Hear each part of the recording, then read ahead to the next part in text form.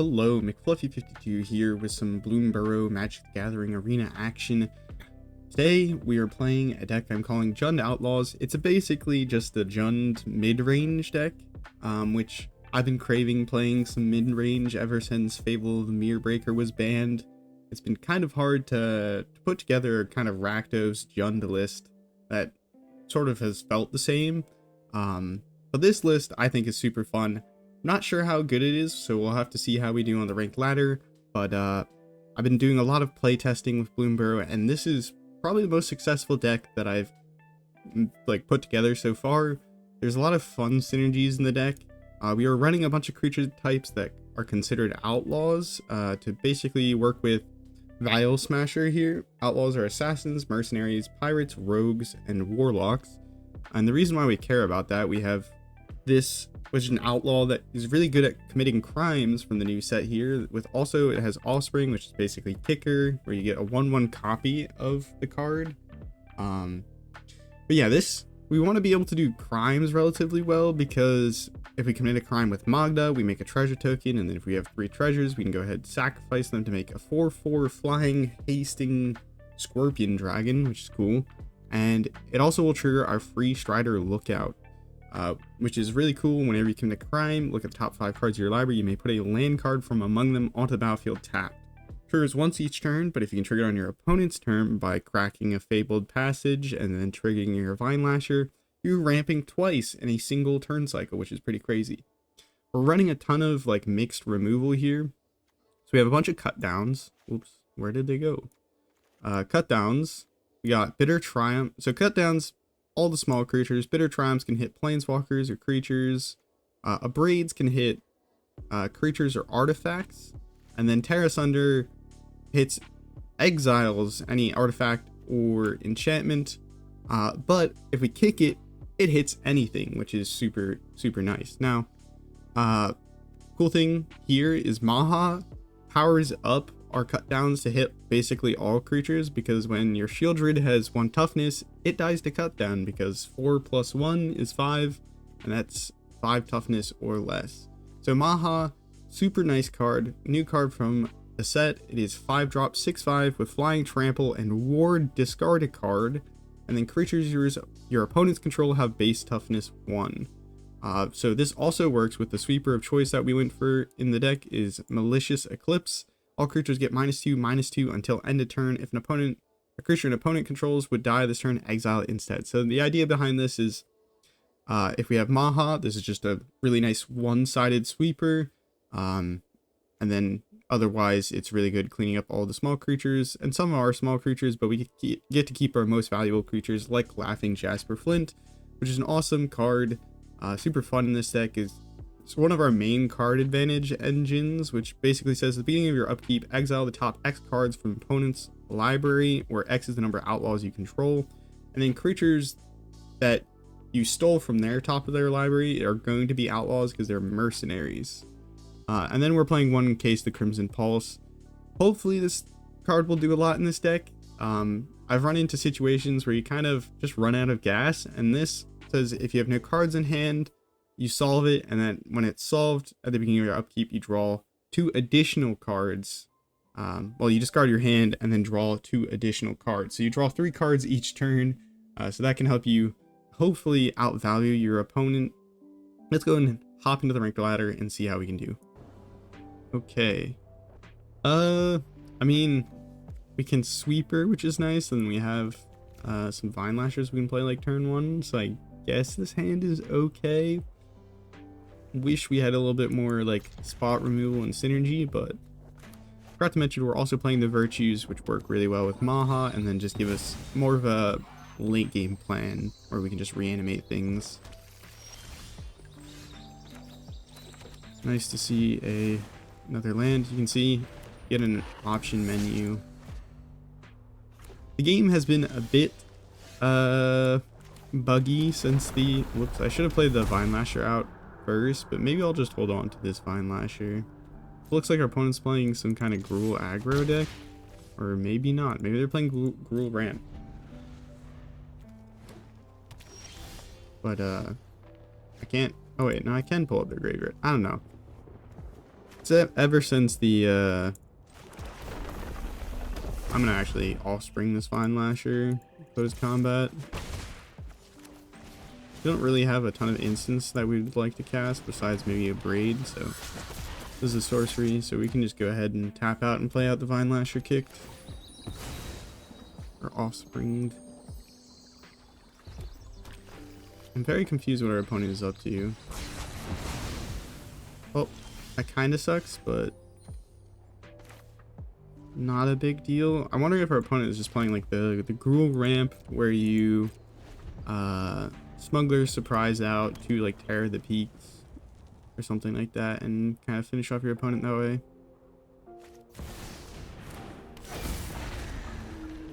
I was not expecting that.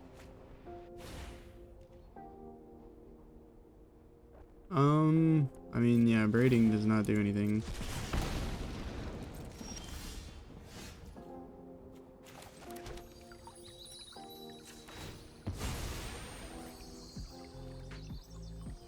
What do we want here? Probably... Oh wait, no, all of our sources are not pain. Let's grab another black source. It now has 5 toughness. I can... Or sorry, 1 toughness, I can abrade it. And it's going to be difficult for them to remove the Maha. Though, since we had such a slow start, if they've kind of been over the top deck with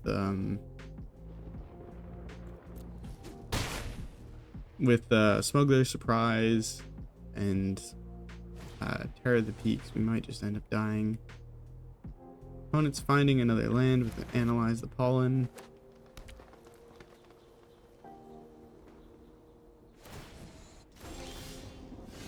Okay. Oh, I kind of probably should have grabbed a mountain because I could have played Magda and then abraded. But since you can't do that, just go ahead and braid and then swing in. They don't have 6 mana up, so we don't have to worry about them smuggler surprising and then killing us on the crackback.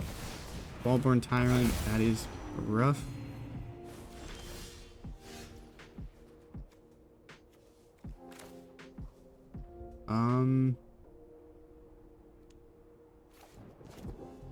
If it dies, so it gets exiled instead, so they don't get actual copy here, and that's actually pretty good for us. And then we can play Magda second, because it dodges the sweeper that way. Not bad. And we can cut down most things that they could probably play. Nope, it's just another Voltborn, so that's gonna be rough. Yeah, Voltborn is a crazy card if you're able to trigger it a bunch. It's kind of hard for me to stop them from gaining a bunch of life and drawing a bunch of cards. This is one of the very few matchups where this cutdown is not able to finish off their creatures. They actually have big creatures ramping. Fair enough. I mean, if they don't have a response to the Maha,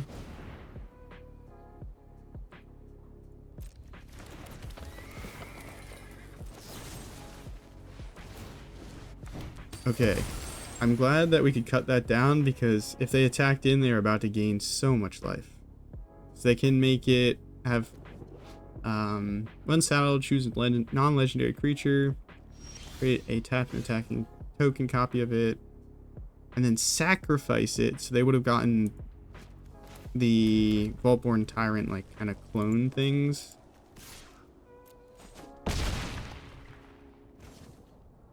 We did not draw well this time, because we literally have 2 Magdas in the deck, and somehow we drew both of them. And then we top decked a land. Oh my goodness, the amount of life gain. I think we're actually going to lose. I mean, they just need to start swinging in with the Voltborn. I don't know why they haven't. Because if we ever block with Magda, they just get another copy and gain more life. That has reach, so it must die.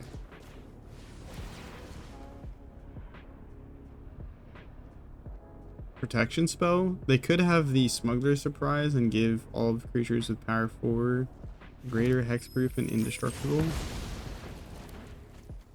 Not the case.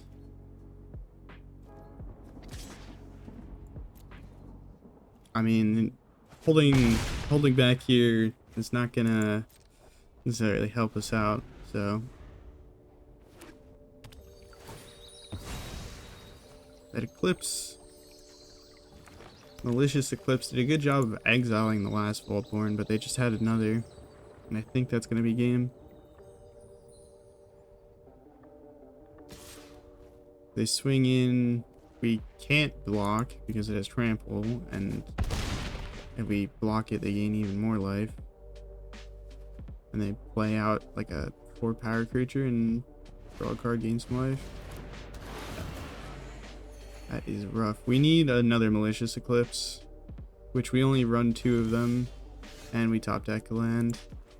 Good game. GG's. It was close. I gotta get better at top decking. That's one thing I have to say. That was rough.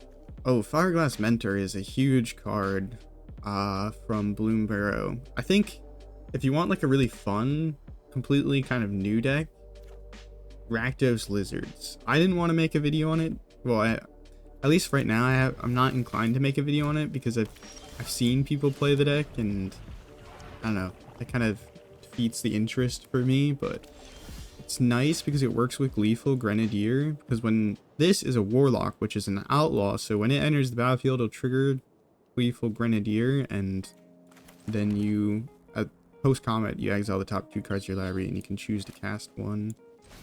If you have more than one of these, let's just run them out. And then next turn, we can play the Fireglass Mentor, assuming File Smasher lives. Opponent is playing Orzhov Lifegain. I think this is another one of the strongest decks. Bats are very, very good.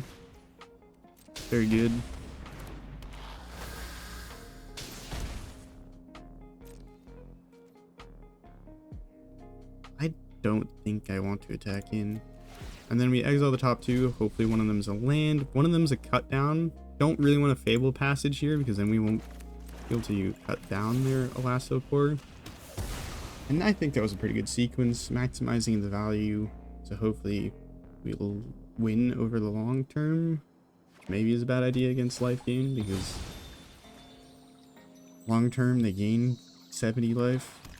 There's just so many more Lifegain cards in standard now, since bats care about Lifegain. So Life Fury Duo, whenever another creature enters the battlefield under your control, you gain 1 life. And this says when you've lost life this turn, it has Flying and Vigilance. Whenever you gain life, put a +1 counter on it.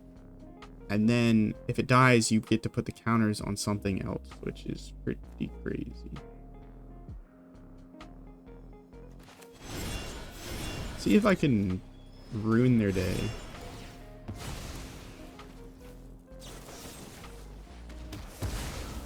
So I probably could have just Malicious Eclipse, but at the same time, then we wouldn't have gotten what we wanted. We just want to land. Neither of these are land, and neither of these can I cast. Well, it doesn't matter which one I choose, because we're not going to be casting them. Unfortunate. Yeah, 3-colored decks definitely feel a little bit harder to play, especially if you're trying to use Fabled Passage. That is a really good card that they have there. I'm going to play the Vinelasher and then the Mountain. And then swing in with Vial Smasher, I think.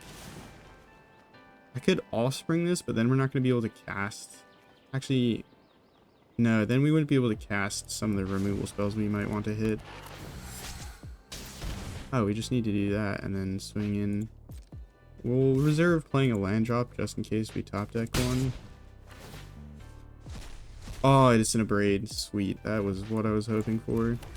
These Fireglass Mentors, I swear, if you're playing them in Lizards, they look even even better because they're in this deck, they're a little bit harder to trigger, and then you have to play around, oh, do I actually have the mana for the spell that I exile? But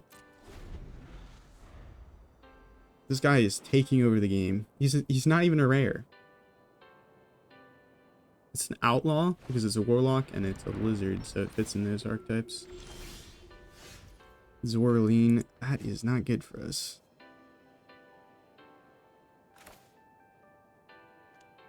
I'm gonna attack in with a File Smasher. Maybe they block, and if they do,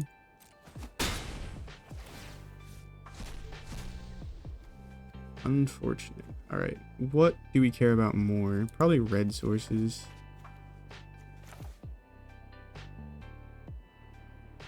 Is it worth a Malicious Eclipse into... Because it says whenever attacks or enters the battlefield, you can return creatures from their graveyard. Is it worth playing Malicious Eclipse and then cutting it down?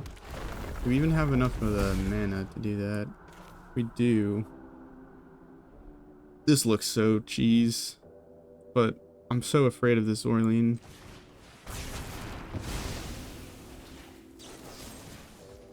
Because Malicious Eclipse alters the power and toughness, you can combo cut down with it. Something like a Braid, when it deals damage, that does not alter the power and toughness. If only we had one more mana, we can run out this Virtue and then hopefully Jund about. Alright, File Smasher.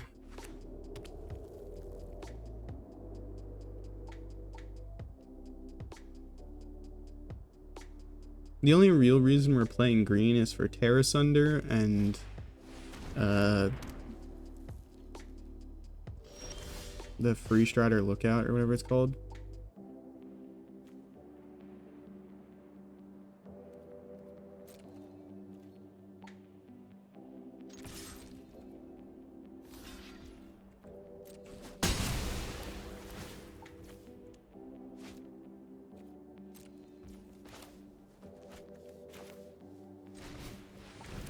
I'm gonna hold up the Bitter Triumph just in case they animate a land or they like find something good off this.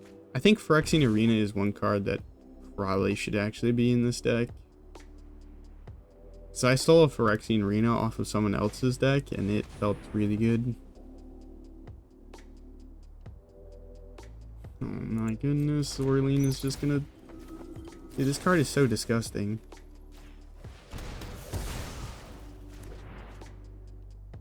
I mean, they could return Zorleen with Zorleen, so maybe that was a mistake. Waiting until after the trigger would have been better. Now they gain life whenever they attack with Zorleen. Dude, bats are disgusting.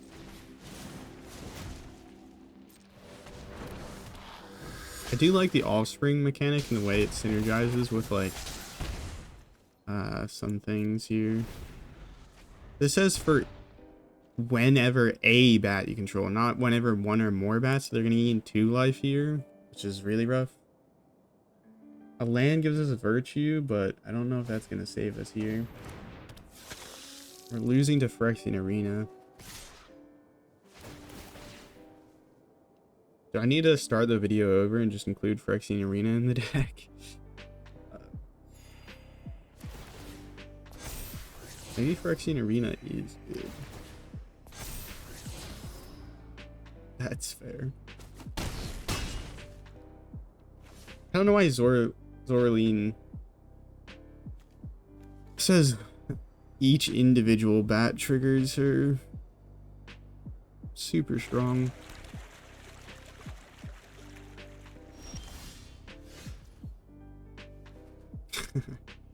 Alright, well, I think that's gonna do it for today's video. Alright, well, we're gonna give it one more go. If we lose this match, I'm retiring.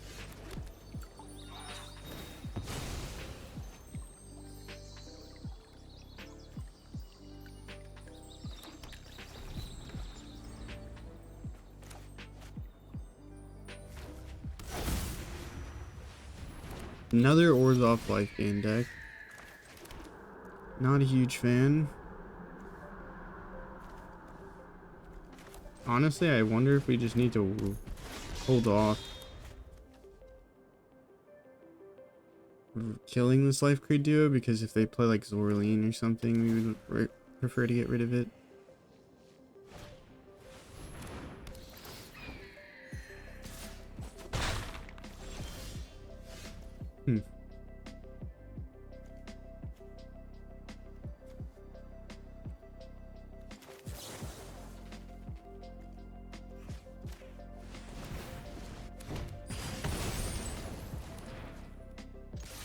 Should have probably attacked in first, just in case they would have preferred to block. I don't know why they would, though, honestly. They're at 22 life, they don't care.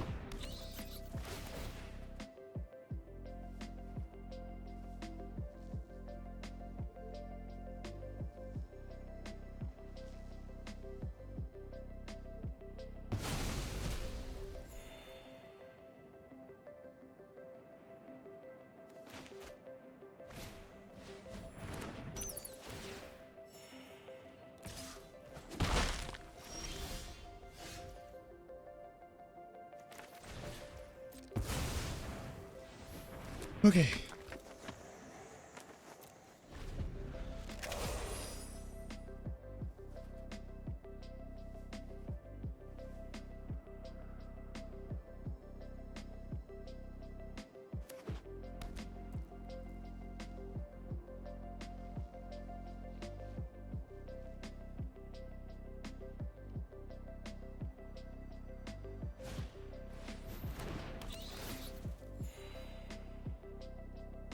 Ignore the giant crossbow, please. Justin, I'm asking, I'm begging you, please. They did not. That is unfortunate. We'll discard the second Mogda because it's not really helping us here. Have one, don't need another.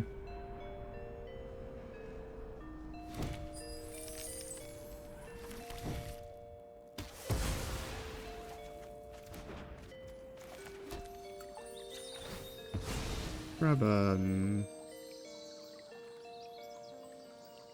I'll play the Vinelasher. This allows future land drops to become ramp treasures and whatnot. Can we recover? We have the reach to block the bats, and I mean, maybe they would run into it if they didn't have a giant crossbow stapled onto its face. I miss Sneaky Reach. Bring it back. One has done nothing but just gain life. I do think this Lifegain deck is going to be one of like the most popular decks.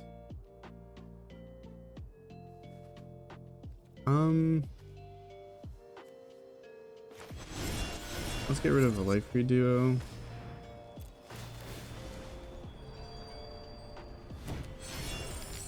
Grab another non-pain land, deal a little bit of damage. Oh, we could have... Well, probably should have held on to that Virtue. I was thinking that I needed to trigger my crime synergies.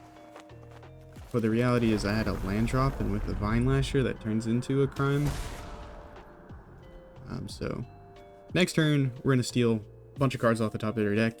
We might be junding them out. Just maybe. Maybe we need protection spells. But then you get stomped over by... I don't know. Can we even fit protection spells in? I think one thing is the Iridescent Vinelasher. They might be good, but are they good enough? The real question. This is going to combo to get rid of our Free Strider Lookout, because they can play this, which they've gained 2 life with, so... We'll get rid of it, most likely, but that's fine. Getting rid of a flyer is not bad. Forcing them to, like, do something weird. Or are they going to go for something else? We can cast a Virtue here. Oh, they gained a life from it entering. We get rid of that. I mean, I'm just... Virtue time. It is Virtue time. lands, more treasures. Grab a Fabled Passage to trigger more lands.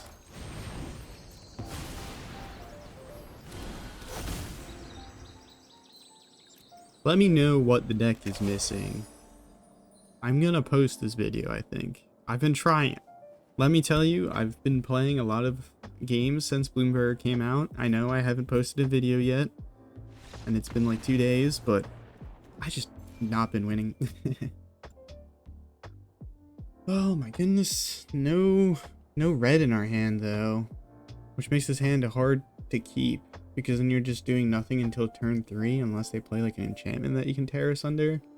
Or we could optimistically think we're going to draw into one of our red sources. We are playing like 8 of them. Actually, way more than 8. We have 2 mountains. We have 9. Okay, it may be a little... Well, we also have the Fabled Passage, which can be red source. I'm just going to go for it. I think this is one of the ones where we should probably have not kept.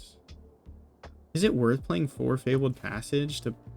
Because then, like, we have to play, like, 6 basics or more to feel comfortable with our Fables. Otherwise, they're kind of awkward.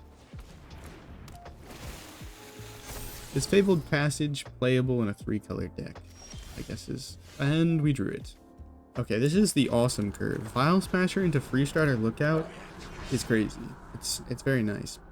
Assuming it lives, but... Opponent's playing mono green, so I think we will be okay. I've experimented with mono green so far. Yeah, I think we just play this. And then we can just Terrace under their Creon Beastcaller. And Creon Beastcaller cares about when it dies. But, you know, Terrace under says goodbye forever. It exiles. So... Or we can offer a trade. Okay. Then we don't have to worry about killing the Creon Beastcaller. So I was going to get big. I have a backup. That's fine. We don't actually have anything small on our battlefield, so we could Malicious Eclipse here. One's kind of stuck on lands. Could also just cut down, swing in. I think what we want to do is cut down, play Laughing Jasper Flint, and start getting the value train going. Yeah, it has 0 counters on it, so it's not going to really do much. And then we play Laughing Jasper Flint, swing in. Opponent could have a White Spell coming up. Send out Scout. It's exploring. Do they have a land? They hit their land drops. So now they're getting back into the game, which is a little scary. We get an automatic trigger of our Free Strider Lookout. We exile the next top 2 lands. We're helping you out here, opponent. Don't worry. I got you. Wizard Assassin. We're going to kick. And then... Do I swing in?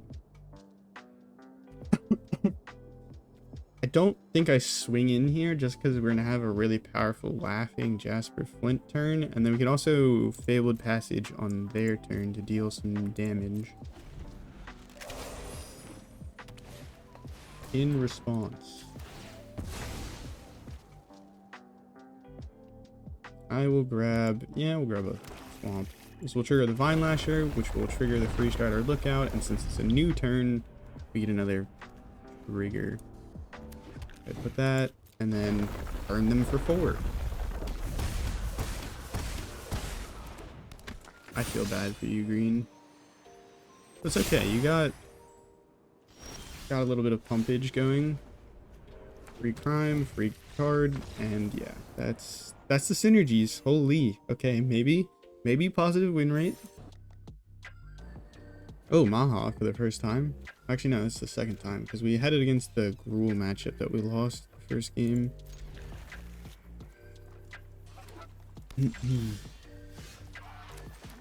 We'll play the fast land.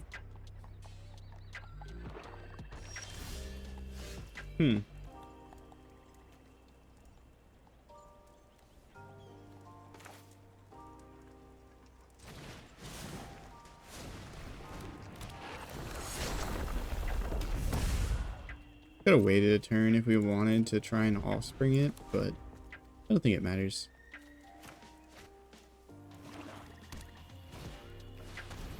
Now that is a card we would much like to get rid of. That card is broken.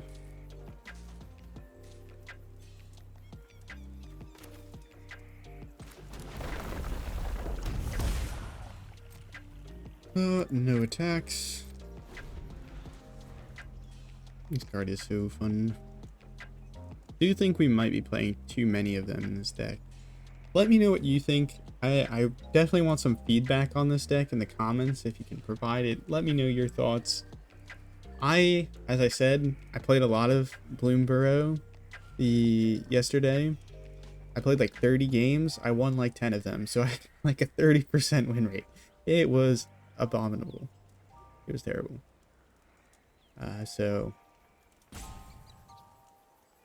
let me know what's working well for you all.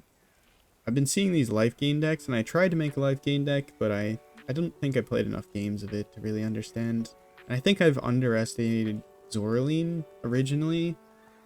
It's basically a 3-drop that can also be a good 5-drop, because you can also just pay 2 more when it enters and 2 life to then get some value. And then like every turn it can reanimate something, which seems kind of, you know, kind of silly. And then it gains you a boatload of life, like more than any other life gain card. So Fountain Port. I've played 0 decks with Fountain Port. Interesting. I mean, if they lost life this turn, they reveal their hand. You choose an omelet? Yo, that's disgusting. I mean, I think their best move is to take care of Maha, and then I'm just swinging removal, but they probably want to get rid of the Terrace Thunder if they want to keep their Zorleen. The problem is Zorleen can reanimate this. Yeah, Thoughtstalker Warlock is Thoughtseize on a creature to some degree, which is pretty disgusting. I think it's going to be good in Lizard aggro as well, because it's really easy to burn your opponents. And then you can just remove... Like, it's really easy to burn your opponents. So then you can just... You are one of the most disgusting humans I've ever met in my entire life. We are not friends. I'm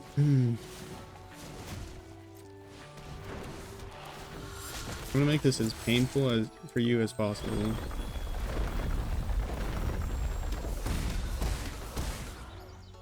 And then, I mean, I'll crack it now. We could save it for like later on synergies. We can't cut down because then they just return it. It's so annoying. Why does Orzhov always get the most ridiculous things? I say that having mentioned Fable earlier on. Fable Mirror Breaker was such a broken card. But it was so much fun, and you could just include it in anything, and it made it better. It won the game with value, which just, I think it's more fun than winning the game by thought seizing. They need to ban Grief.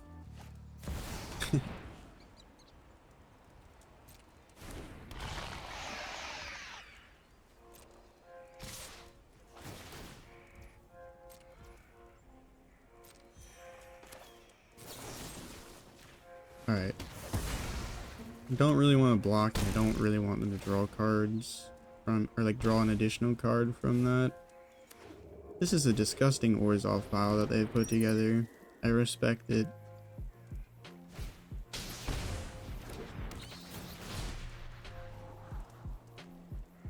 And because I remove something, they get this right too.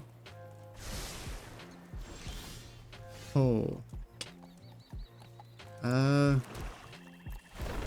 I'm just gonna swing in with everything. Hopefully they block with their big creatures, and then we just sweep the board and then hope that we're better. Oh, it's huge. It's huge.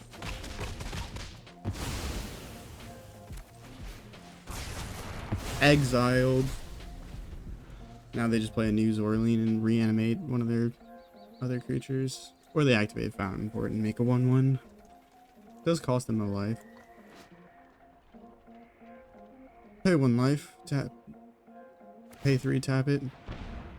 Make a 1/1.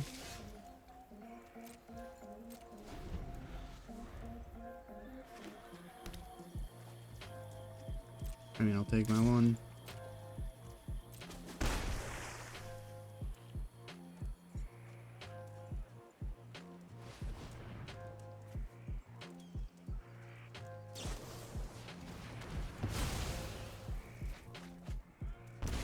Yo, what the? I don't like it here. I'm getting like styled on. This is the most interesting Orzhov deck that I've ever seen. Well, it's a bunch of new cards. Convocation, yeah. Yo, why am I not allowed to remove it? Before they get the end of the turn. Triggers, it's so annoying.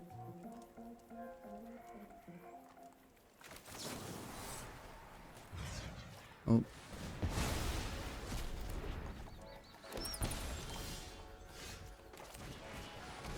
Opponent drew 3 cards, drained us for 3. Now it's a flying 1/1.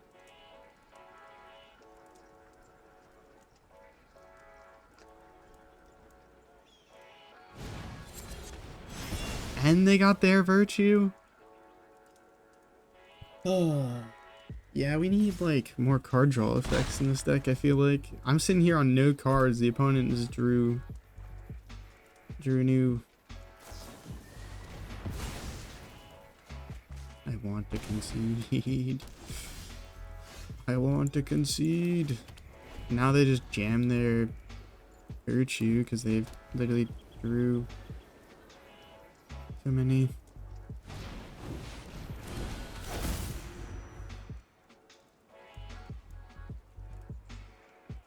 I'm so sad. I'm so sad. I am so sad. Like, I didn't even know it was possible to be this sad. And it thought seizes, it doesn't exile it, so they're able to reanimate. Stupid lizards. Where are they? I can't check their graveyard because it's bugging. Yeah, it puts it in the graveyard, so. Ay, ay, ay. Well, that's how I felt most of yesterday. Alright, 1 land, 1 keep. No. But no.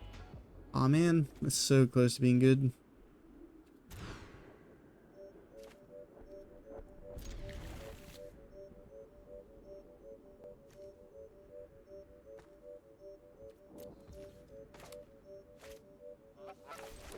I think we play this out first and grab like a swamp or a mountain. Probably a mountain. Mono red. Or it might be Boros mice. I care about targeting. Whoops, I said mountain. Well, never mind.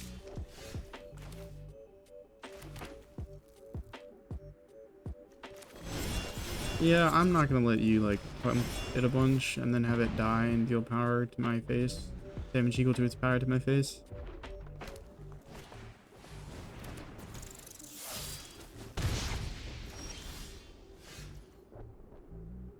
Man, it is tough to play the cards that I want.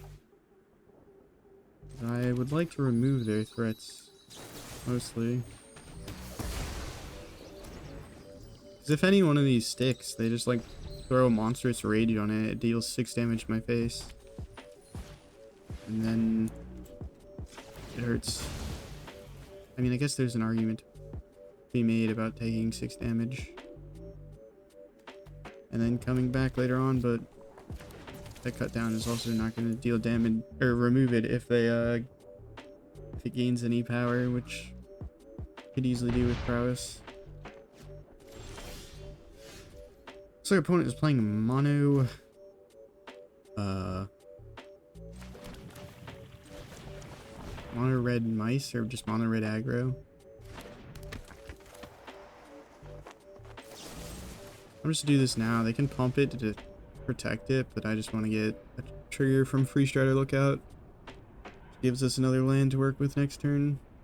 then hopefully we'll be able to stick Laughing Jasper Flint and then steal cards off the top of their deck. Yep, that's all you had to do. Let's grab the Black Decklist. I grab the Fabled Passage and try and deck then before I draw, but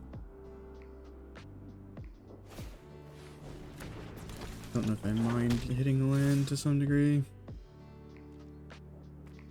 I mean, if I put this here, they need to cast like a spell targeting it rather than the Emberheart Challenger. And the Emberheart Challenger, if you target it with a spell, exiles the top card of your library. Fortunately, this just means this is super dead.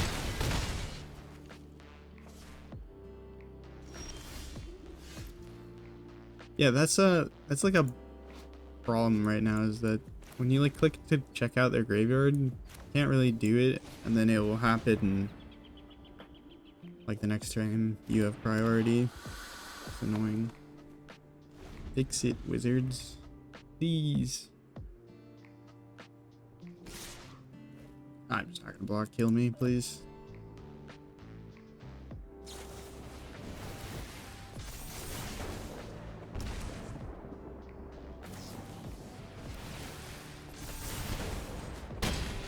Yep. Alright, well, that's going to do it for this deck. Let me know what can be done to improve it, or what would you change. I think one big thing is getting the Phyrexian Arena would be helpful. Just draw cards and it's hard to remove. I mean, you have Gix, but talking about Phyrexian Arena, at the beginning of upkeep you lose a life, draw a card.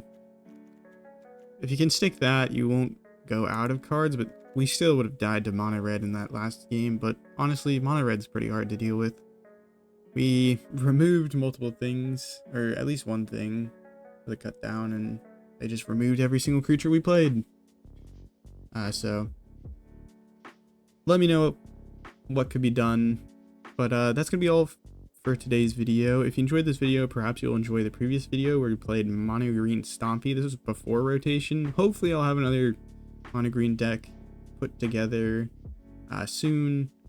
But yeah, as I said, I've been struggling with Bloomburrow. Anyways, have a nice morning, evening, night, afternoon, wherever and whenever. Ciao.